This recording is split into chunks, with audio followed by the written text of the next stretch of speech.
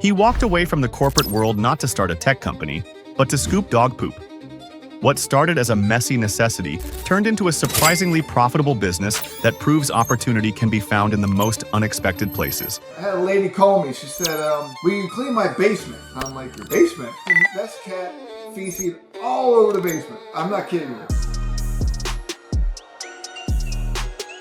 Welcome back to the Built Local podcast. Today we have Scoop Patrol, or Paw Troll, spelled Paw Troll, P-A-W, right? A little play on words there. But we got a special guest, Ken, on. Ken, how you doing today? Doing great. Thanks for having me on today.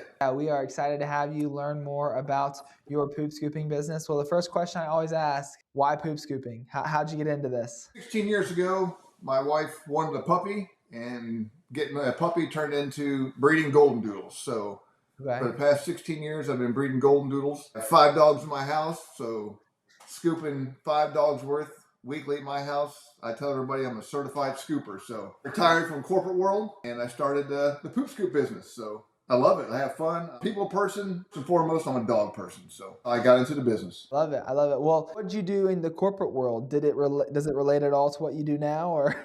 No. I worked for Big Brown, if you will. Okay. Yeah, that's right. Well, how did you find poop scooping? Was this something that you kind of were like scooping poop in the backyard and you're like, I should start a business? Or was this more like, I see YouTube videos and I see it online, or, how'd you figure it out? Only 5 years before I retired, I saw a lady doing this. And I kind of said to her, I go, I know what you're doing, but what are you doing? Like, I never thought people would do it for income. She said, yes. She said, this is what I do. I make my own hours. I come and go as I please. And being that, I was a dog breeder, I stuck that feather in the back of my hat. And when I retired, told the kids what I was going to do. And they're like, do it. Let's go. So I started it and had a blast ever since. I really have. I enjoy it a lot. That's incredible. I love it. It's so cool to hear people, like, there's a lot of people in the poop scooping industry that just like really enjoy the process of the business and just having it. And it's a fun kind of lifestyle business to have. I get bogged down sometimes. I don't really enjoy it. It's just because I put so much pressure on myself probably. But what did you say about when did you start it? When was like the start date? April 3rd, 2025. That's, I had my license, I had everything, and that was the day I went live. And when I started April 3rd, not even a year yet. Yeah, not even a year yet, less than a year old.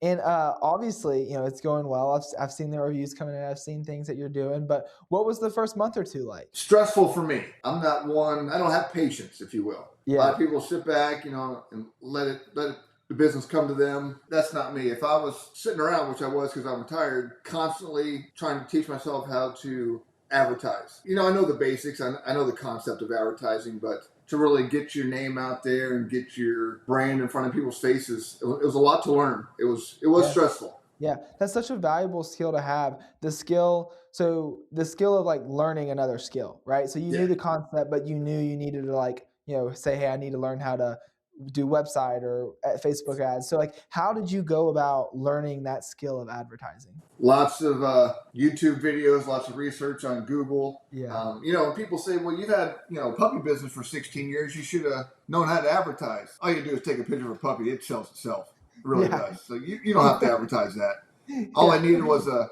Facebook site for puppies. So this brand, this business, and it's new. A lot of people don't even know it exists. I'll be at a stoplight with my truck and someone will look over and they'll be like, are you serious? Is that a real business? And I'm like, it is. I never knew that was a business. So yeah, lots of videos. I joined a community of pooper scoopers that they really help you out. They teach you the ins and outs. It's Poop Scoop Millionaire. That's how I learned about you. So, then I learned that getting Google reviews is important. Yeah, of course. Yeah, no, and I think like, kudos to you for not just immediately going to like, I don't know how to do this, I need to find somebody. Because like there obviously is the time and place to hire somebody for stuff, right? But advertising and marketing is so important for local businesses. It's a skill worth knowing, And I think a lot of people get stuck in their ways, like, oh, I couldn't learn that. I don't know how to do the online stuff. I'm not a computer person. I'm not a tech person. But you figured it out and you started doing it for yourself. So what specific channel or what specific process did you use to start marketing in the beginning? Was it Facebook? Was it groups, posting? Real quick, if you're a local business owner and you want to start getting customers from Google, you know how important Google reviews are. Every week, I talk to business owners just like you across hundreds of industries who know reviews matter, but never seem to have the time or the system in place to actually get them. That's exactly why I've spent the last 2 years building Review Harvest. We built it with a non-tech savvy business owner in mind, so anybody can set it up in minutes and start getting reviews today. It automates the process of getting real reviews from your customers, responding to those reviews, and repurposing them across your website and across your social media platforms.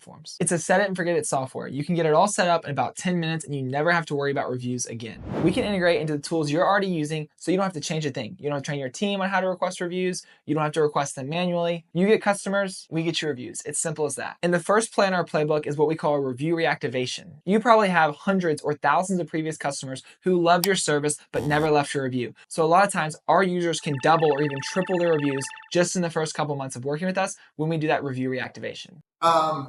It was Facebook to start. Yeah, I kind of piggybacked off my puppy business, if you will. You know, I had a lot of followers on there. Those followers are kind of spread out all over the United States. Yeah. So, you know, I had to condense that down to local people out in, you know, I'm in Ohio, people out in Arizona, they're not going to want my business. So I had to learn how to just get my ads going to the local people, which there's a lot to it. I had fun learning. Sure. Now I know how to do it. It's not as stressful, but Facebook was my main source. Were you using your existing following and doing posts and stuff, or were you going straight to Facebook ads and like spending money every day on like creating posts and creating campaigns? At first it was just organic, and then I tried doing a few boosts. It was working, I guess. I mean, it was really slow at first, but then I had to learn how to do Facebook ads. That was where it was at, getting the ads out there. Yeah, I mean, boosts do a good job of like just putting more eyeballs on it, right? But once you're serious, getting it into the ad manager and managing is awesome. So, so you starting to run ads. What type of ads are you throwing up on Facebook? And then what is your process after that? Are you getting their number and calling them? You know, what's your lead follow-up process? Yeah, I was, you know, if somebody replied to the ad, it would come directly to my email, and then I would call them or text them back. I would ask them what they preferred.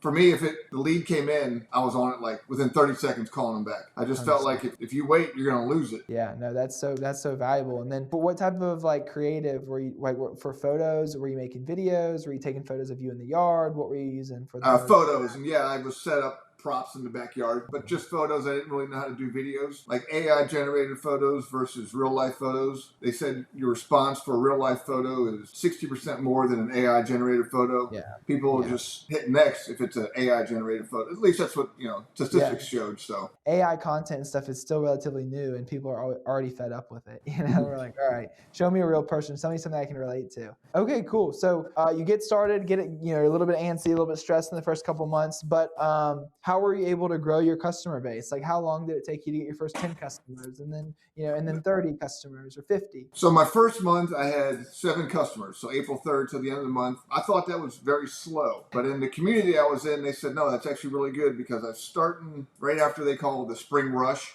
They said, hey, you missed starting your business by a few months, which I didn't know that there's a busy time or slow time. I figured dogs, shoot, they just continuously go to the bathroom all year round. But for me, I thought it started out slow. The next month in May, I got 14 customers, and in June, 10. My goal was to have 100 by the end of the year, by the end of 2025. I did beat that goal. Let's go. Because I never rested. If I'm not doing anything, I'm posting organic ads. I do have a drone, so I was using my drone to do some cool stuff. Nice. That's a next level of dedication. I said, you know, you're retired, but you said you're gonna make it happen regardless. And so, has that always been your work ethic, or has like kind of a business? Okay, it's no, just always. Regardless. Okay, cool. So you're growing fast. What's kind of been the most challenging part of the growth so far? Finding employees. That's my biggest challenge right now. Finding good, solid employees that are dependable, efficient, that will protect your brand. I have all 5-star reviews, and thank you for that, sir. Yeah. I earned the 5 stars, but thank you for getting them for me. You do the hard work, trust me. So that's my biggest challenge right now is I put out the ad out there. I get plenty of people replying, and no one's showing up. I do have 2 good people now.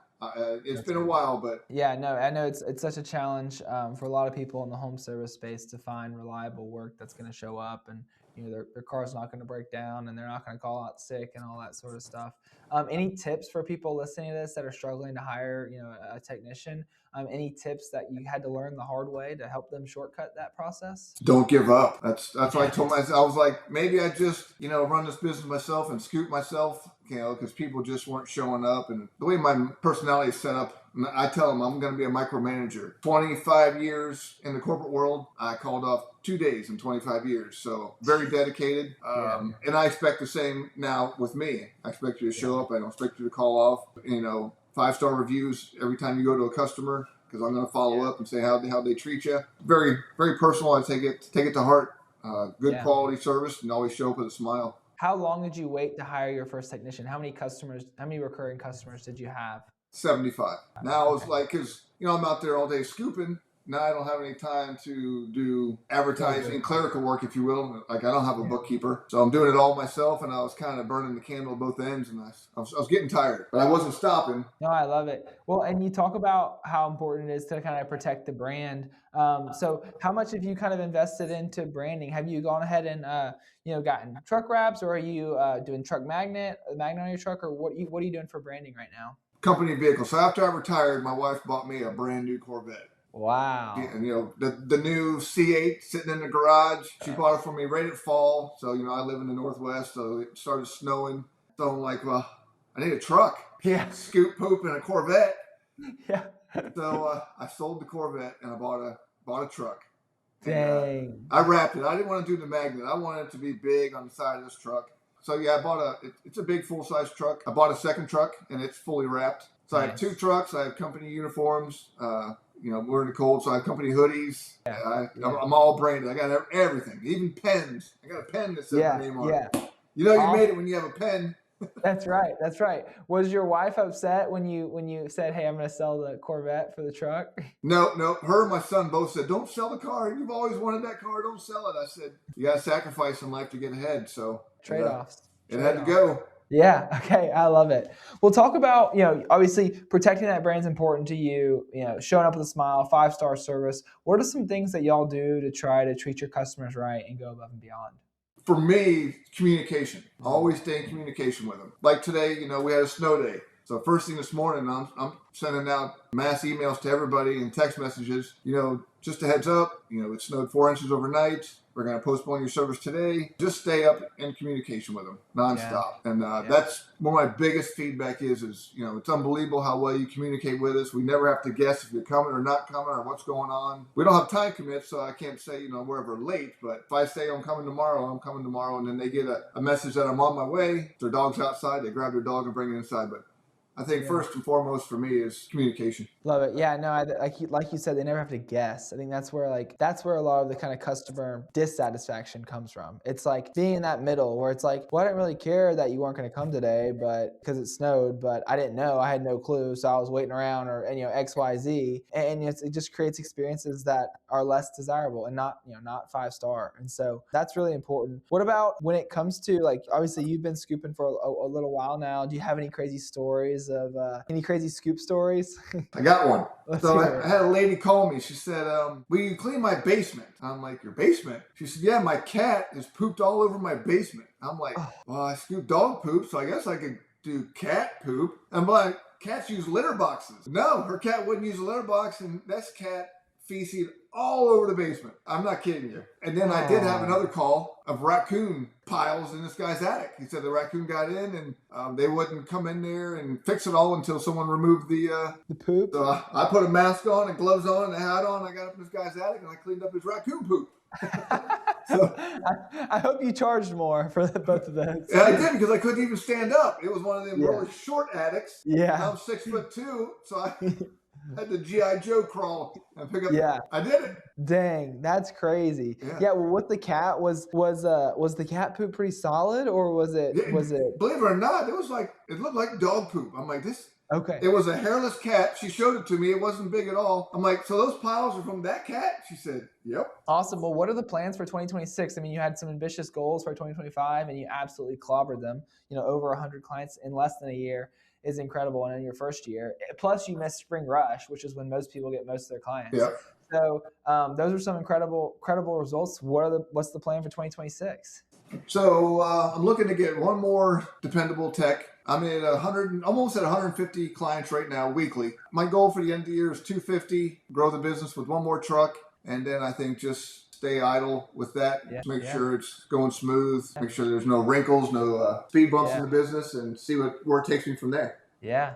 I love it. That's awesome. And definitely doable with what you've already put on, in your very first year. Well, and you've mentioned it a lot about how, you've got a perfect 5-star rating. What has your experience been like with Review Harvest so far? Oh, it's been fantastic. Game changer. Just like with advertising, I was trying to learn how to get Google reviews myself. And I wasn't doing too good in that department. Even though I sent out an email, hey, how you? And then I learned about you at Poop Scoop Millionaire, and total game changer. I don't know, the first month, I think you got me over 30 reviews. And I was like, oh, this is much easier. Let Review Harvest take care of this for me. Yeah, no, for sure. You started with around 20 something reviews. Yeah, I think it was 2021. And now you've got 86. Yep. Love it. Yeah, you're gonna hit that 100 mark very soon. What's your favorite part of Review Harvest for somebody listening that hasn't used it before? Just your experience and your professionalism, and honestly, it just takes it off my plate. I don't have to worry about it. I know I'm in good hands with you. Review Harvest for me is a total game changer, and I don't have to worry about it because I'm a micromanager, so I have to make sure everything's perfect for me. But I don't have to worry about that with Review Harvest. I love it. Oh, that's awesome. Well, I always like to close out these podcasts with, somebody like yourself who's gone from 0 to 150 recurring clients in less than a year. There's a lot of people listening to this who are struggling to get to those numbers, who want to get to those numbers, who want to strive for that. What would be your main piece of advice for somebody listening to this that wants to grow their poop scooping or home service business but struggling? For me, it's more than just a job. So if your heart's in it, don't give up. Don't let the resistance of starting a new business get you down. It's easy. Like first month, only 7, second month, 14, which they say was good. But for me, it was, I'm not going anywhere. I'm struggling. What am I doing wrong? One of my favorite quotes is, "You can't stop what won't quit." And so you keep showing up. It's going to happen. Keep the nose to the grindstone, and you can make it work. Well, Ken, we're going to have all your stuff linked down below. So your website. So if you're local, if you're near Ken in Ohio, feel free to reach out. You need some poop scoop. Anywhere else people should reach you? What's the best place to find you? Facebook is Scoop Patrol. Website is scooppatrol.com. It's SCPPAWTROL. I'm on Instagram also. Facebook's probably the best place to get a hold of me, and we do Cleveland, Akron, and Canton. Awesome. Well, this was great. We'll have all that stuff linked down below in the description here and in the show notes. But I really appreciate you hopping on today, Ken, and have a great rest of your day. You too. Thank you very much, sir.